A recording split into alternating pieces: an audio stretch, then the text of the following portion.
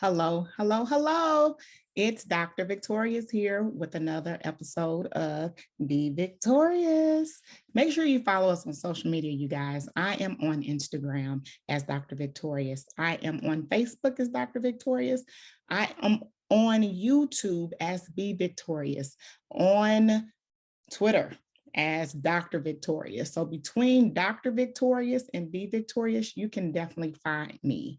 I'm out there on all social media platforms, excited about our podcast because our podcast is on YouTube, but we are streaming on all platforms, you guys. So make sure you go in, let people know what we're doing, follow and support. Now, what I have today is actually a surprise guest. He really needs no introduction, but we've been having wonderful discussions. He has been on this journey with me, and I'm excited to have him here because he's actually going to give you guys some feedback that will be good for someone who really didn't know about ACEs, but has been educated since they have become a part of this ACEs journey with me. So, Marv, my producer, go ahead and show your face, please. What's happening? I think it's important for you to be on here. You know why? Because you're like everybody else. You're getting the information, you're getting the feedback, and you're doing what you need to do to get this information about ACEs out. So I want to thank you in advance. It's all good. I'm good. I'm glad to be on the show. Job. You have. Be on the show. So here we are. We are on episode 8 or 9. Yeah, 8 or 9. Yeah, I think this will be 9. Yeah. Yes. And so I'm interested from episode 1 to episode 8. What are your thoughts? So let me start off by saying, when we first started this, right? When you first introduced me to ACEs, we friends, we go way back. And, I knew you before you were Dr. Victorious, right? So this journey, this ride where you took on this ministry, I'll call it a ministry. You took on this ministry. I was like, well, what is ACEs? And then I said, oh, okay, that's cool. That's enlightening. And then as I saw you talk to your guests and I saw people share their stories, I realized that this is something that definitely more of us need to know about. Because I think if more of us know about ACEs, right, we would treat each other differently. We would treat each other with much more care and try to find out, okay, why is this person acting and responding in this way? So, when we first started, our very first guest, for those who don't know, I'm a Pisces. Like if you believe in the zodiac signs, I'm a typical Pisces. I'm sensitive, I'm emotional, and I'm also an empath. So like stuff sticks with me. And, we've had some guests that they've had some stories that are this tough. I mean, they're very strong people. They've made it through it. But me being the producer, and I gotta not only do I have to listen to it while we're recording it live, but then I gotta listen to it again during the editing process. So it's helped me, develop, create those boundaries to where I could protect my peace and to make sure that I'm there for people, but still protect my sanity and everything that goes along with that. So I'm a very big proponent of what you're doing, and I hope that more people, begin to take this more serious. Thank you. You know what I mean? Because it's by this, that's the reason why it's going well. All I'm doing is just having a platform, like you said. It's an advocacy. It's information. It's something that we really need to be discussing. And for the people that have been on the podcast, thank you so much, because your story is the reason why I'm getting more and more people that not only want to share their story, but they want me to help others. They want me to go and talk to parents and caregivers and youth and things like that. So the message is definitely getting out there. So I thank you again for just, believing in me. You did before. You always have believed in me before I was Dr. Victorious. So to see that you are taking part, and your part in taking part in this initiative is joining me as my producer and helping me do these podcasts. Yeah, I appreciate it, because more and more people are getting in contact with us in regards to this podcast. So I need you on here to let people know that this advocacy that we're doing is real. Yeah. And, I knew that I had it down, or that it was really, deep ingrained in my soul. We watched this TV show called P Valley, and there's this certain character. I'm not going to give any spoilers or anything for people that don't, haven't seen it yet. But it's really a well done show. I mean, it's an adult show, it's a show about, exotic dancers or whatever. But there's a certain character that we see her journey, right? And she really she was a victim, but she became a victim that most people, hate is a strong word, but that people had a strong dislike for her because of some of her actions. And the producers and the writer of that show did a backstory on that young lady. And it was heart-wrenching, it was troubling, but it humanized her. And it made you think like, you know what, I really shouldn't be hating this girl. I really should be sympathizing and empathizing with her. And as soon as I got done, I shot you a text. I said, hey, this last episode, that's Aces. And, and I think that if more of us approach this through that lens, through the Aces lens, then again, like I said, we wouldn't be as hard on each other as we are. And that's the thing. So let me wrap it up, you guys. We watch P Valley. So again, it's P Valley. We're not going to tell you what episodes, because to me, all of it's Aces episodes, my personal opinion. But I do like how they did this last episode. So for anybody that's interested, that need that example, another example, because I give plenty. Here's another example. Watch P Valley. Kudos to the writers. I'm looking to meet the writer because she may not know, but her telling that background story, even though it's a fictional show, a non-fictional show, it actually is Aces. And it helped me understand this young lady a little bit more as far as her character. So for the ones that watch it, I would love to hear your comment on what you thought about it, because it's definitely adverse childhood experiences that got her where she is right now. Absolutely. And I love the fact that, it happens all the time. This is what people do. They are in my inbox and they say, well, have you read this book, or have you seen this movie, or what do you think about this? Because I really don't watch movies, you guys. I watch series, not really, but I'm starting to get into it more because so many people provide those examples for me to provide examples for others. And Dr. Victorious, you're doing the work. You don't have a lot of time for TV. I like reading. I like research. I like that. However, for leisure, why not? Yeah, I got you. Yeah. And it was cool. I like it. Who don't like the theme, but down in the valley, Yeah, we can't. who don't like it? We try to keep it PG. So it's a guilty pleasure of mine. I'm not gonna lie. I watch it, you guys. Confession. Call me Usher. Yeah, I get it. But yeah, you're right.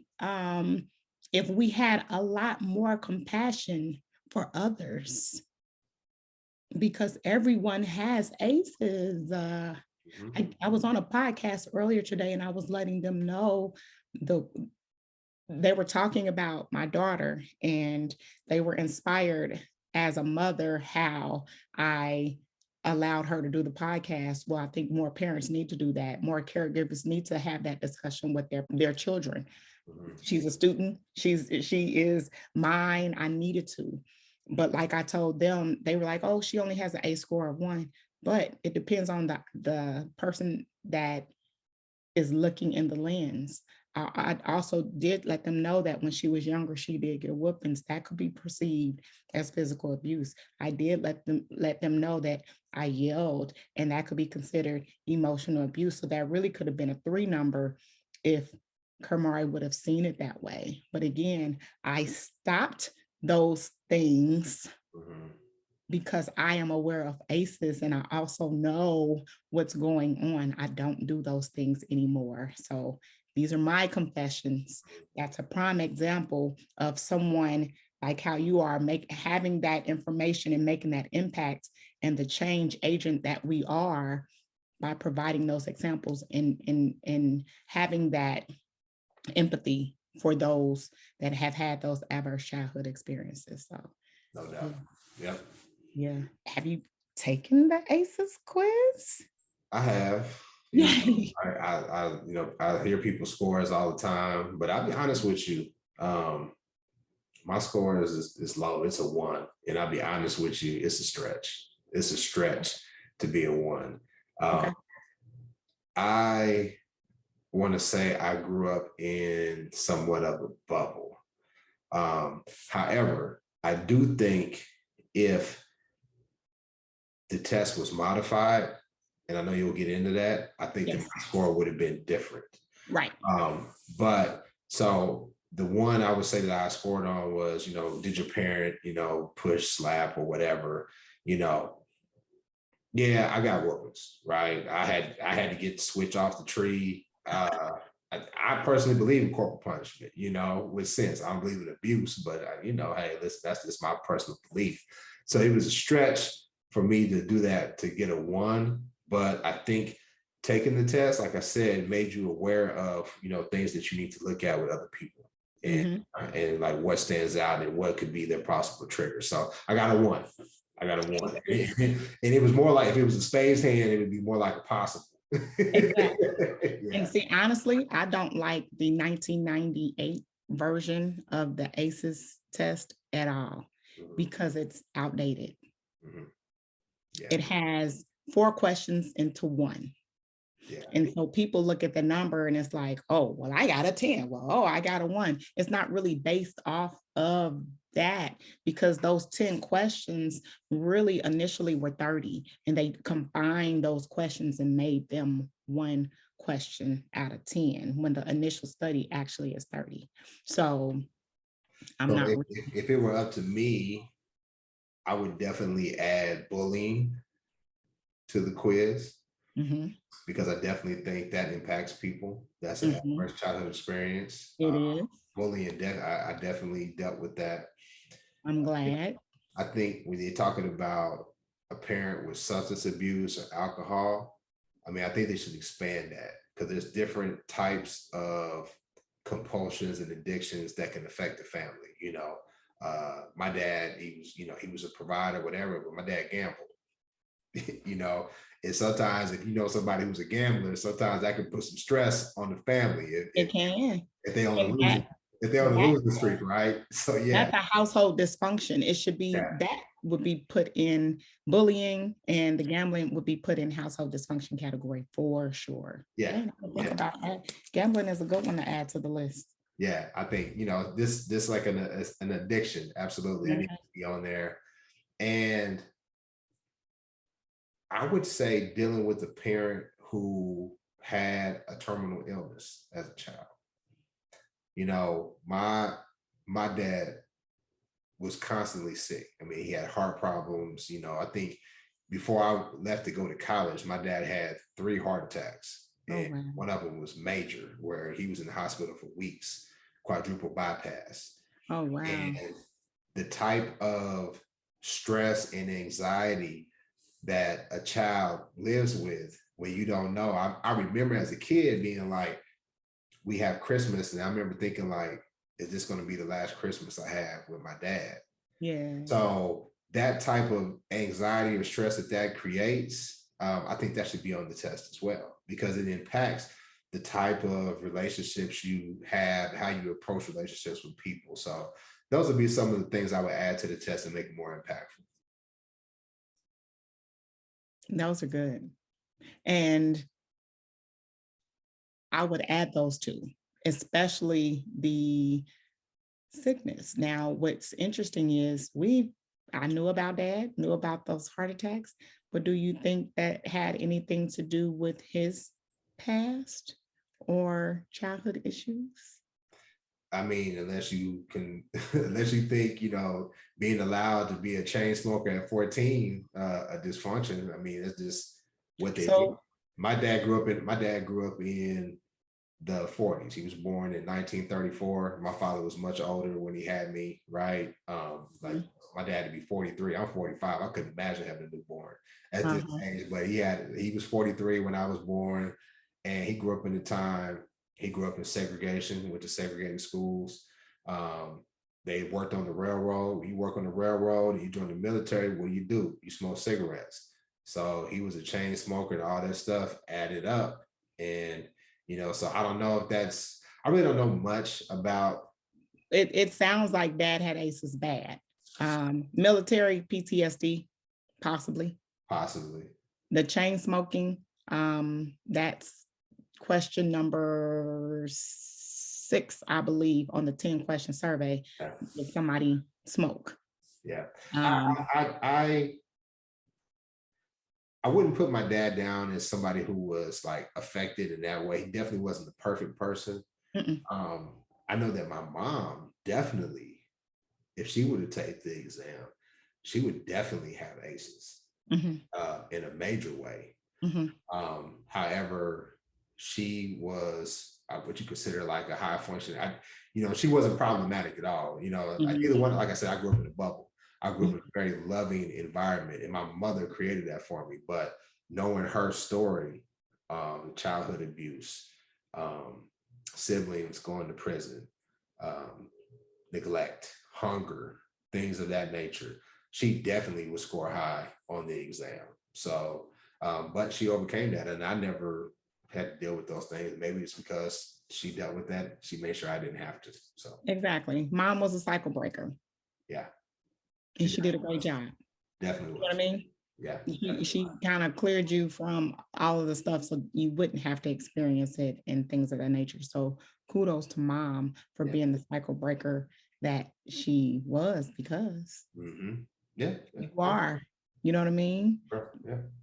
You're a high school graduate, a college graduate, entrepreneur. And so I'm sure she's looking down and she's extremely excited and proud of herself. Yeah.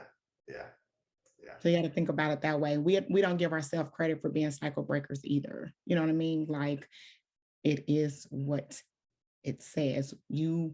Mom broke the cycle, and so are you. And I was talking to a friend of mine, and she was sharing her story with me about her childhood and how she looks at her daughter and her granddaughter, and she sees how happy they are and how full of life they are, and how they have no idea that her life was totally different. And I told her, I said, you broke that generational curse. And she was like, well, I don't think it's generational. I think my parents were happy. But I said, well, guess what? You went through something, and instead of passing that down to your daughter and then to your granddaughter, you made it stop with you. So you did break that generational curse, right? You stopped it at 1. So yeah.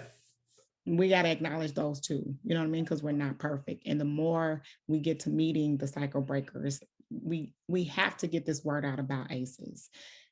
It's what it is. So many people are so focused on the word trauma and trauma. Yeah, trauma is devastating, you guys, but how can we get over it? We need to identify what that trauma is.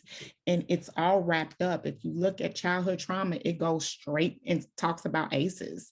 Do your research, you guys. It's the same thing. It's an experience that we experienced when we were younger. It had an adverse effect on us. That's the reason why they named it adverse childhood experiences. But what I'm learning and what I'm finding out as I'm doing this, that was for the 0 to 18-year-olds. It's that 18 to 24-year-old that I'm a little bit worried about now, because when we were growing up, it was a lot of people going to school our freshman year and dropping out because we were so excited about going to school. We didn't really have a leg to stand on. And I'm noticing now in 2019 with COVID and the fact that schools are being shut down, we're not taking care of our mental health. We're just doing what we are doing, and kids are re-enrolling back in school and doing things without having that foundation of even addressing COVID, because COVID is an experience, you guys. Everybody went through that. We shut down the United Pandemic States. was traumatic. This pandemic was traumatic, and some of us dealt with it the best we knew how. I think even the strongest people I knew eventually had a moment where they were just like, "Hey, this is hard." Yeah. I like to consider myself pretty mentally strong or what have you, but I know I even got to a point where I was like, "Man, this right here is tough." And I had friends call me and they was on the brink of like a breakdown. They're just like, "Man, I don't know what to do. This is I feel like I'm drowning." So I think that again, we need to give each other a little bit of grace. Yeah. Because we all went through something that was very traumatic. So, And I agree with you. So yes. I'm going to ask you this question. Okay. You're doing the best that you can as far as promoting awareness. I'm doing the best I can by promoting awareness. I'm on Instagram. I'm on Facebook. I have a Facebook group. I have a group on LinkedIn. I have Twitter. I'm on Pinterest. I need to get on there a little bit more. We have our podcast. We jump on lives. We do this. Would you like to do a live with me? And then that way we have this discussion, because I think that works too. I get a lot of people that want me to do lives, and it's like, oh my God, it's not enough time in the day, but it works, especially this summer when people actually need to get the information quickly. So number one, I'm going to I mean, anything to, increase engagement. I appreciate Absolutely. I'm down for that. What other ways can we promote awareness? I think we just continue to talk about it and put things in proper context. Because like you said, people talk about trauma. And I mean, I didn't tell my story, but I'd be brief with it. I've dealt with anxiety and severe depression, right? And this background that's behind me, this shirt that I'm wearing is for my podcast, the Man Listen Show. And we talk about things that impact the Black community. Our motto is to enlighten, enrich, and empower every brother and sister that lives under the sound of our voice. We've talked about mental health more than we've done. This is over 100 shows. We've talked about mental health, like specifically about mental health, almost about 10 times. So a tenth of our shows, we've talked about it, right? I was a guest on the podcast. Yes, you were, right? We talked about ACEs on the Man Listen Show. Mental health comes up, and myself and one of my castmates, we talk about it, how we share our story openly because we want to inspire people to know that it's not something to be ashamed of. It's not something to be ashamed of, but it also shouldn't be treated as some cliche catchword. Because for a while they were just like, oh, it's trauma, right? Okay, it is. It's trauma, right? But what caused it? How do you find out what caused it? And how do you move past it? How do you build that bridge to get over that and to keep going? So we want to recognize people, but we also want to help them get through it, right? So we can live a better life. So we're just gonna continue to talk about it. You've joined me on the journey. You always have, and I appreciate it. And I thank you for joining me on this journey. We got work to do. Yep, absolutely. Are you ready? I'm ready. This is something that obviously, I want to see you excel in. I want to see the word spread. So again, I share my story. And it wasn't until this conversation where I thought about my mother, and I thought about the story she shared with me, and I thought about, damn, she really did deal with ACEs, with the story she told me about the abuse, the hunger. I remember telling my mom one time, I said, Mom, I'm hungry. And she said, you don't know what hunger is. And I didn't get it at the time. But then when I heard stories where they would just, they grew up in the 50s, right? And poverty, abject poverty, and, saying, hey, we ate turnips for weeks. That's all we had. And, so fast forward, when I'm dealing with my son, right, my daughters, and one of them says, like, I'm hungry, I'll let them know, like, hey, you was not hungry. You have never, ever missed a meal. You never had to worry about, am I going to eat today? Ever. You know what I'm saying? So yes, my mother she was something else. Yeah, absolutely. She's my hero. You called her what she was. She was a cycle breaker. Yeah, she's my hero for sure. And guess what? Now I will share this. Leaving home at 17, I really didn't get a chance to grow with my mom. Left at 17. Remember, I harbored a lot of ill will because she was, hiding some things, but it's not too late. Some people don't want relationships. I do, because I understand and realize and know that it wasn't her fault. How can you share something that traumatic?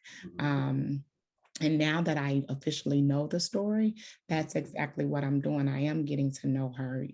Yes, I did raise myself. However, that's a mom. I have family members that are friends and family that are crying because they don't have a mom. And here it is. I do. So I understand your story. I appreciate you even opening up and saying that, because I'm sure she's smiling and saying, yes, son, I did a good job with you. She knows that to hear that you're a hero, regardless of who, what, when, where, or why, is a wonderful thing. So, yep, she's a cycle breaker and you're a cycle breaker. And that's what we have to do. We got to continue to share our story. And once we realize ACEs is there, we got to do something about it. And that's what you're doing. You're doing something about it. So I thank you. Yeah. All right. So we've talked about a lot, but I'm going to ask you one more time. What can you do on your end to address adverse childhood experiences? So, I talked about how we talked about it in our podcast, but what I didn't mention was I'm actually an author as well. And I wrote a book. It's called Mythbusters, Lessons from Active Black Fathers. And I wrote this book because I was tired of the notion of Black men being treated as we're not involved in our children's lives. The statistics show that's a lie. Even though we may not be in the household, even though some of us may even be incarcerated, we still are involved in our children's lives much more than other races and demographics, right? Mm-hmm. So I wanted to highlight the men who impacted me as a father. So when you talk about being a cycle breaker, my dad, again, he did his best, right? He did his best. But there's certain aspects that he did that I wanted to emulate. And there's some that I did, and it was like, whoa, I needed to stop. I need to. So I talk about specifically my relationship with my son, because my daughters and I definitely had our own type of relationship, but my son and I, through our travels, through sports, he's an athlete, basketball, football, he plays on the collegiate level now.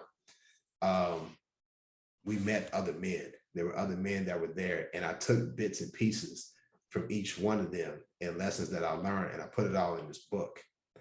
And I think that it is going to help us address ACEs, because I talk about the importance of making sure you're going to have a child with somebody that you actually want to have a child with.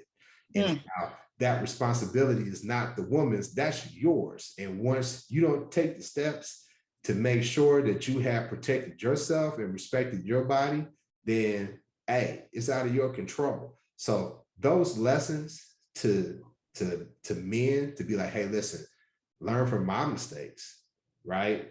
That's going to help them address and be a better father, so they don't create adverse childhood experiences for their children. So if people want to get the book, you can go to my website, www.activeblackdad.com, or it's on Amazon again, Lessons from Active Black Fathers. But that's what I'm doing. Active Black Dad, that's the mission. You can follow that on Instagram, Active Black Dad. Again, follow my podcast, The Man Listen Show.